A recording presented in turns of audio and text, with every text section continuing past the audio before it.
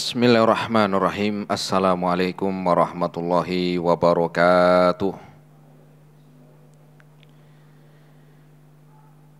Innal hamdalillahi nahmaduhu wa nasta'inuhu wa nastaghfiruh wa na'udzu billahi min syururi anfusina wa sayyiati a'malina. Man yahdihillahu fala mudhillalah wa may yudlilhu fala hadiyalah. Asyhadu an la ilaha illallah wahdahu la syarikalah wa asyhadu anna Muhammadan abduhu wa rasuluh. Qala Allah Ta'ala fi kitabihil karim, ya ayyuhalladzina amanu taqullaha haqqa tuqatih wa la tamutunna illa wa antum muslimun. Ma'asyiral muslimin, jamaah, bapak-bapak dan ibu-ibu, ikhwan wal akhwat rahimani Allah wa iyyakum jami'an. Alhamdulillah, kita bersyukur kepada Allah Subhanahu wa taala di kesempatan siang hari ini. Kita masih diberikan kesehatan, taufik dan hidayahnya. Semoga amal ibadah kita Allah Subhanahu wa taala menerimanya. Dan semoga ilmu yang kita dapatkan bisa kita amalkan sebagai bekal untuk menghadap kepada Allahu Rabbul Alamin. Kemudian salawat dan salam kita sampaikan kepada Nabiullah Nabi Muhammad sallallahu alaihi wasallam beserta keluarganya, para sahabatnya dan umatnya sampai hari kiamat nanti. Jamaah rahimani Allah wa iyyakum jami'an, kita melanjutkan kembali di dalam kajian rutin di Balubai TV dengan bahasan dari kitab Kaifa Takunu Miftahan lil Khair, karya dari Syekh Abdul Razak Al-Badr hafidhahu wa ta'ala, di mana kita melanjutkan kitab yang sudah dibagikan atau dalam judul bahasa Indonesianya adalah Pembuka Pintu-Pintu Kebaikan. Dan kita masuk pembahasan yang ketiga, pintu kebaikan yang wajib untuk setiap muslim mengetahuinya, baik bagi seseorang yang menginginkan membuka pintu kebaikan ataupun untuk sendiri dan keluarga. Dan dia adalah ilmu yang bermanfaat. Pembuka kebaikan yang ketiga adalah ilmu yang bermanfaat. Silakan bisa dibuka bukunya halaman 28. Silakan dibaca dulu Mas Hafid.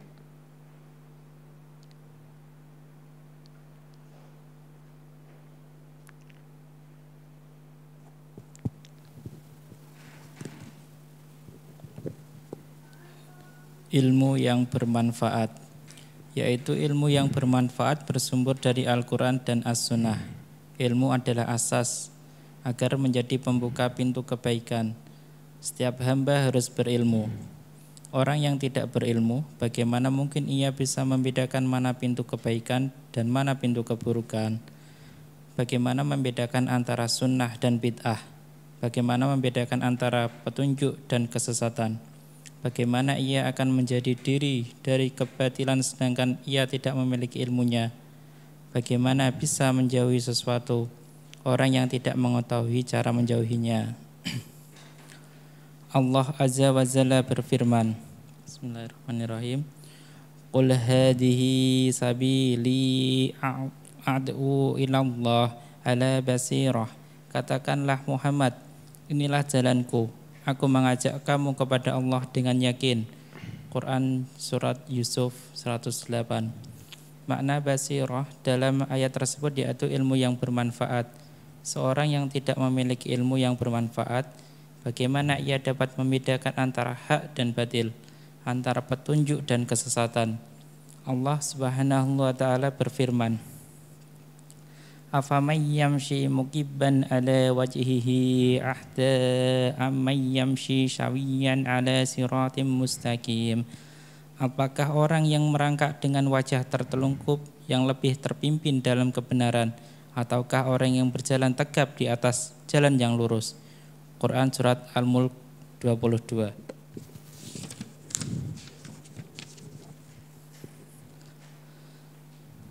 Allah Subhanahu wa taala juga berfirman, "Afaman ya'lamu annama unzila ilaika mir rabbikal haqqu kaman huwa a'ma, innama yatadakkaru ulul albab."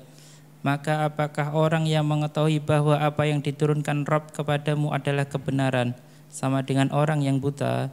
Hanya orang berakal saja yang dapat mengambil pelajaran. Quran surat Ar-Ra'd 19. Dan firman-Nya Subhanahu wa taala, "Qul hal yastawil ladzina ya'lamuna wal ladzina la ya'lamun?" Apakah sama orang-orang yang mengetahui dengan orang-orang yang tidak mengetahui? Quran surat Az-Zumar ayat 9. Iya. Jamaah rahimani Allah wa iyyakum jami'an. Pintu kebaikan yang ketiga adalah ilmu yang bermanfaat. Banyak orang mengira ilmu yang bermanfaat itu, kalau yang ditanya ilmu yang bermanfaat, sebagian orang akan berbeda-beda jawabannya. Kalau dia adalah seorang yang menjadi pelajar, ketika ditanya ilmu yang bermanfaat, mungkin menurut dia adalah yang nilainya tinggi. Yang nilainya apa? Sekian koma sekian. Kalau yang ditanya itu adalah seorang pedagang, mungkin ilmu yang bermanfaat di mana dagangannya lancar. Bisa buka ini, buka itu, buka cabang di sana, buka cabang di sini. Atau mungkin bagi para peneliti ketika ditanya ilmu yang bermanfaat menurut mereka yang mampu menciptakan, menemukan sesuatu. Nah, bagaimana tentang Islam di dalam memandang ilmu yang bermanfaat? Kenapa demikian? Karena di dalam Islam ilmu yang bermanfaat bukan dilihat dari maklumat yang dimiliki. Bukan karena titelnya, gelarnya yang tinggi. Ya. Bukan karena sekolahnya ya ke luar negeri. Ya. Bukan juga orang yang memiliki kecerdasan di atas rata-rata.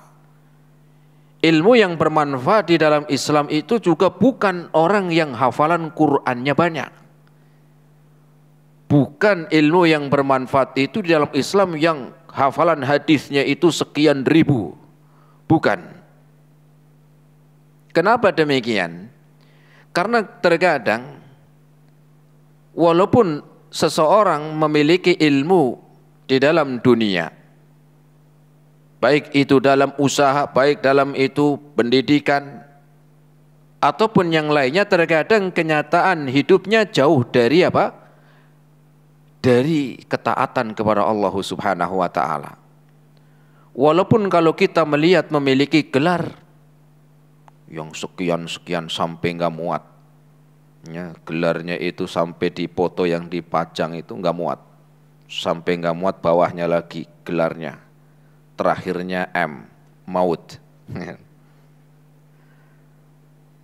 Tetapi di dalam Islam Allah Subhanahu wa ta'ala menyebutkan bahwa ilmu yang bermanfaat disebutkan di dalam Al-Quran. Ya. Disebutkan di dalam Al-Quran, yaitu surat Fatir ayat yang ke-28. Surat apa? Fatir ayat yang ke-28.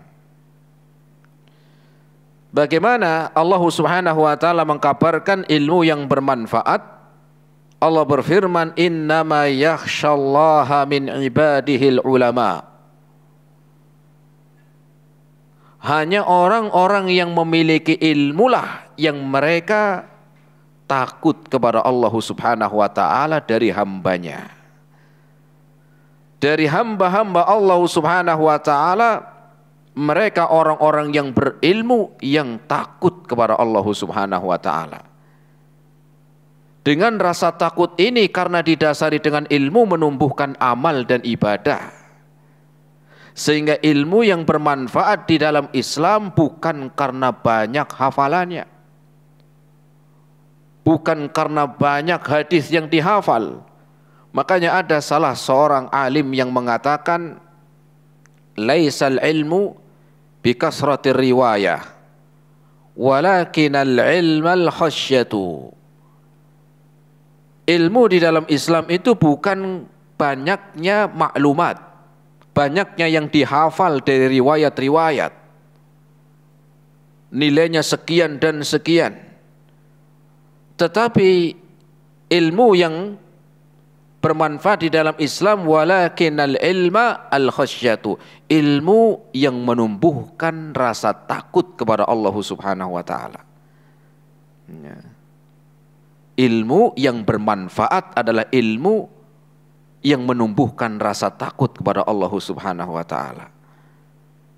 Makanya Rasul dalam setiap pagi, jemaah, Rasul dalam setiap pagi hari berdoa. Doanya sebagaimana disebutkan oleh istrinya, yaitu Ummu Salamah. Dan hadis ini diriwayatkan oleh Imam Abu Dawud. Wa an Ummi Salamah radhiyallahu anha, dari Ummu Salamah. Karena orang yang paling tahu tentang suami kan biasanya istrinya, atau sebaliknya orang yang paling tahu tentang istri ya suaminya. Nah, di sini Ummu Salamah akan mengajarkan ilmu kepada kita tentang ilmu Rasul sallallahu alaihi wasallam, bagaimana yang dilakukan di setiap pagi. Apa katanya Ummu Salamah? Anna Rasulullah sallallahu alaihi wasallam idza kana idza asbaha qala, ketika pagi beliau berdoa. Apa doanya? Allahumma inni as'aluka ilman nafi'a wa rizqan thayyiba wa amalan mutaqabbala. Rata-rata kita kan sudah hafal ya. Sudah hafal dari TK malah. TK apa SD ya biasanya ya. Ada yang TK, ada yang SD lah. Sudah kita ingat dari mungkin waktu kita masih kecil dengar. Ketika di TPA atau TPQ kita sering diajarkan untuk berdoa, Allahumma inni as'aluka ilman nafi'a. Ya Allah, aku meminta kepada Engkau ilmu yang bermanfaat. Ini apa? Doa yang Rasul panjatkan setiap pagi. Jenengan tadi pagi sudah doa ini belum? Sudah? Belum? Ya, mulai besok ingat-ingat. Ya. Rasul berdoa, Allahumma inni as'aluka ilman nafi'a. Ya Allah, aku meminta kepada Engkau ilmu yang bermanfaat. Berarti ada ilmu yang gak manfaat. Bahkan ada ilmu yang kalau dipelajari malah dapatnya dosa. Bukan malah manfaat, malah dapatnya dosa. Ya, ada ilmu yang mubah seperti ilmu dunia, bahkan ya ilmu-ilmu yang disyariatkan, ada ilmu yang secara asal hukumnya fardu kifayah, ada ilmu yang kalau dipelajari malah dapat dosa. Seperti orang belajar ilmu sihir, ilmu perdukunan. Ya. Nih, coba pakai ini nih, jimat ini. Jangankan anak gadis, nenek-nenek nempel. Wah, nenek-nenek apa? Nempel juga. Wah. Maka ilmu-ilmu yang seperti ini adalah ilmu yang dipelajari malah mendapatkan dosa. Malah ini bukan manfaat, ilmu yang tidak bermanfaat. Ada ilmu ya yang dianjurkan dalam urusan dunia, ilmu kedokteran, yaitu ilmu-ilmu dunia yang lain dianjurkan. Kenapa kalau nggak ada yang tahu ilmu seperti ini, siapa nanti ngobatin kalau sakit? Walaupun nggak harus semuanya jadi dokter, semua tuh enggak. Kalau semuanya dari dokter semua, siapa yang mau berobat? Ya. Dan ada ilmu yang manfaat adalah ilmu yang setiap dari kita diperintahkan untuk belajar. Mau dia adalah seorang guru, mau itu dia seorang dokter, mau dia seorang apa? pemain bola sekalipun, maka dianjurkan untuk belajar ilmu yang bermanfaat. Apa? Nanti kita akan bahas. Sehingga Rasul pun berdoa, Allahumma inni as'aluka ilman nafi'a. Ya Allah, aku meminta kepada Engkau ilmu yang bermanfaat. Kemudian warizqan thayyiba, rezeki yang baik. Orang bisa tahu mana rezeki yang baik, mana rezeki yang halal, mana rezeki yang diharamkan, itu tidak lain karena ilmu. Nah, kalau orang nggak tahu ilmu, bagaimana dia akan bisa membedakan mana halal, mana haram? Makanya tadi disebutkan oleh mu'alif, dengan ilmu dia mampu membedakan mana baik dan mana buruk. Mana pintu kebaikan dan mana pintu keburukan. Ya. Sehingga hasil dari ilmu yang bermanfaat melahirkan amal. Apa amalnya? Mencari rizki yang halal. Pertama meminta ilmu yang bermanfaat, kemudian bukti dari ilmu yang bermanfaat adalah mengamalkan dengan mencari rizqan thayyiba, rezeki yang baik. Karena kadang ada orang ketika diingatkan, jangan, ini adalah ya cara mencari harta seperti ini tidak dianjurkan. Jawabannya apa? Ya gimana lagi? Zaman sekarang nyari yang haram aja susah. Nyari yang haram aja susah.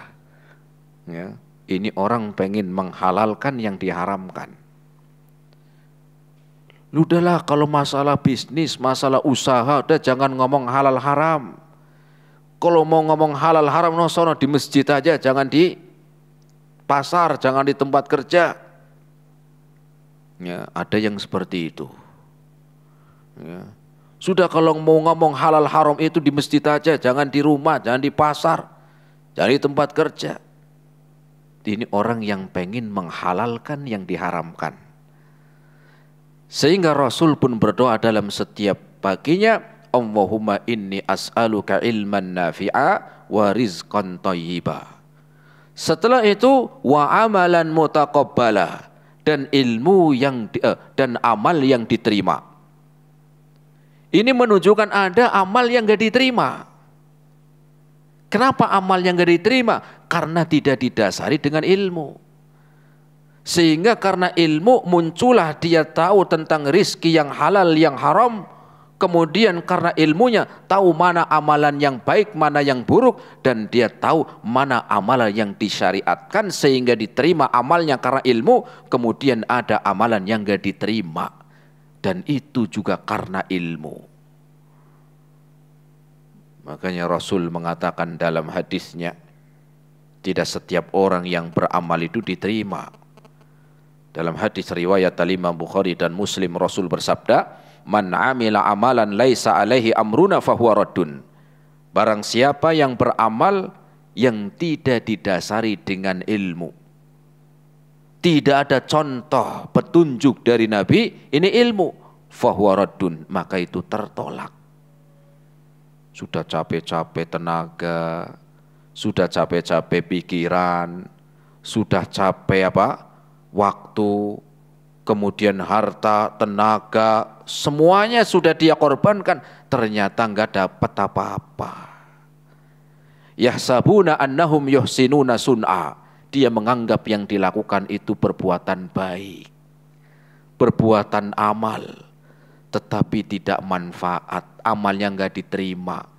Kenapa? Karena enggak tahu ilmunya. Maka agama Islam adalah agama yang mengangkat ilmu.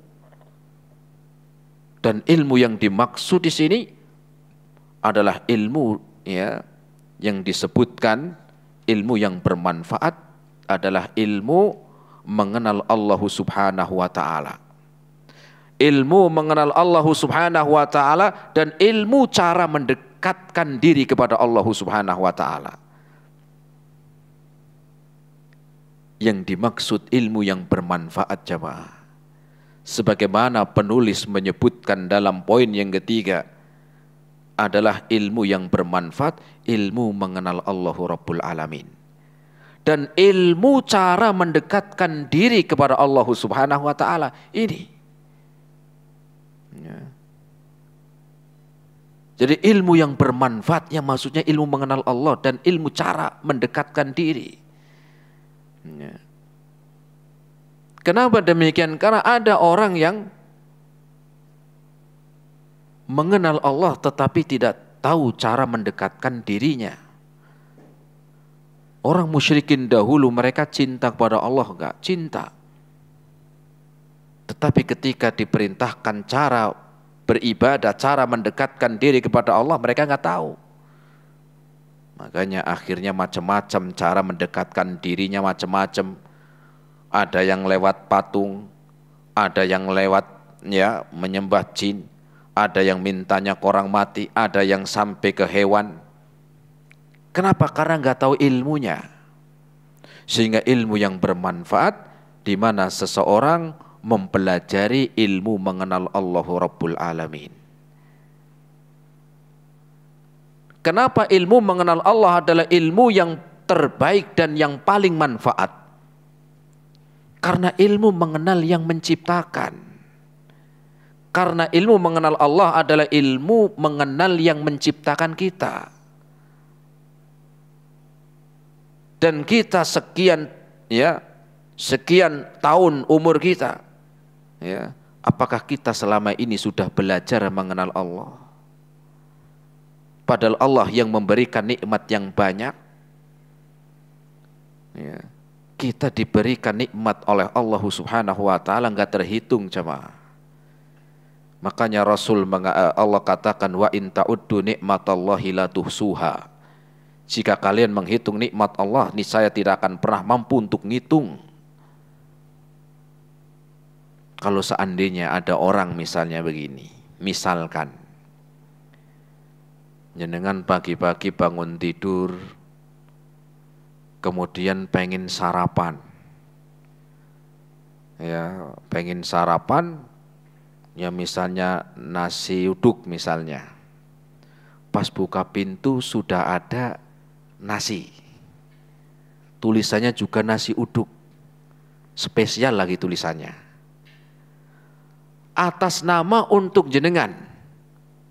Wah, ini siapa ya? Buat siapa kok ada nasi di sini? Saya tadi lagi pengen sarapan kok, pas bener, apa nyasar? Tapi kalau dilihat, oh enggak, nama saya ini. Kemudian setelah itu besoknya pengen beli sepatu. Ternyata buka pintu sudah ada sepatu mereknya yang diinginkan, nomornya juga pas, warnanya juga sesuai. Siapa ya kira-kira? Ya. Tapi nggak ada yang ngasih tahu siapa yang membelikan itu sesuai dengan keinginan. Hari yang ketiga sama. Ketika lagi pengen minum, ya, minum apa misalnya? Minum jus misalnya, ya kan? Ketika pengen minum jusnya apa, buah apa, ternyata sudah ada. Kira-kira antum ketika seperti penasaran enggak? Siapa yang ngasih ini? Dia laki-laki atau perempuan? Umurnya berapa? Tinggalnya di mana? Karena enggak ada yang menyebutkan itu. Lah, itu baru cuman apa? Baru cuman makan, minum, sepatu. Bayangkan Allah memberikan nikmat kepada kita yang tidak terhitung. Kita pengen lihat Allah kasih mata. Jangan pernah doa nggak minta mata? Pernah nggak? Coba angkat tangan. Ibu-ibu ada yang doanya ya subuh bangun berdoanya minta mata, ada? Ada? Nggak ada. Pengen bisa bernafas tanpa diminta Allah kasih. Pengen bisa berbicara dikasih lisan. Pengen bisa mengunyah dikasih gigi. Pengen bisa berjalan dikasih kaki. Apakah enggak pantas kalau kita pengen mengenal Allah Subhanahu wa ta'ala? Inilah ilmu yang bermanfaat. Sehingga siapapun orangnya, profesi apapun yang dikerjakan, maka wajib untuk dia mengenal Allah Rabbul Alamin. Dan tujuan Allah menciptakan kita untuk apa? Ya. Maka Allah menciptakan kita ya untuk beribadah. Makanya Allah sebutkan dalam Al-Quran dalam surat Az-Zariyat, Allah berfirman, wa ma khalaqtul jinna wal insa illa liya'buduni. Dan tidaklah aku menciptakan jin dan manusia kecuali agar beribadah. Nah, Allah menciptakan kita untuk tujuan agar kita beribadah.